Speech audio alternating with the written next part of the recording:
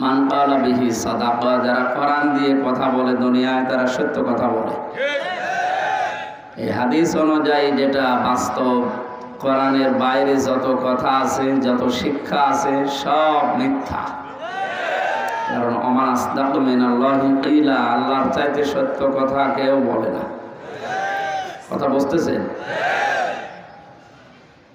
ফেরেশতা জিবরাইল নবীজিকে 3 বার বুকে চাপ দিয়েছিলেন যেদিন নবুয়ত দান করবেন ওই দিন, কিন্তু একবারও তিনি পড়েননি। বলেছিলেন মা আনা বিকরি, আমি পড়তে জানি না।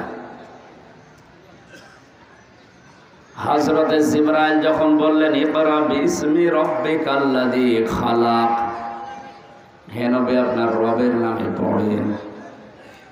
বিশ্বনবী এবার পড়া আরম্ভ শুধু করেননি, তিনি প্রশ্নও করেছিলেন জিবরাইল এই কথাটা আগে বললে না কেন?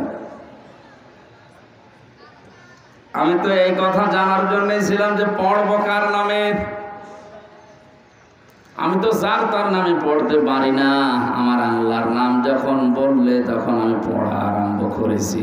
ইকরা বিইসমি রাব্বিকাল্লাযী খালাক, খালাকাল ইনসানা মিন আলাক। 5টি আয়াত তিনি সরাসরি পড়লেন জিবরাইলের সাথে। এখান থেকে প্রমাণ করতে চেয়েছেন যার তার নামে দুনিয়ায় মুসলমান পড়তে পারে না, যদি পড়তেই হয় আল্লাহর নামে পড়া লাগবে।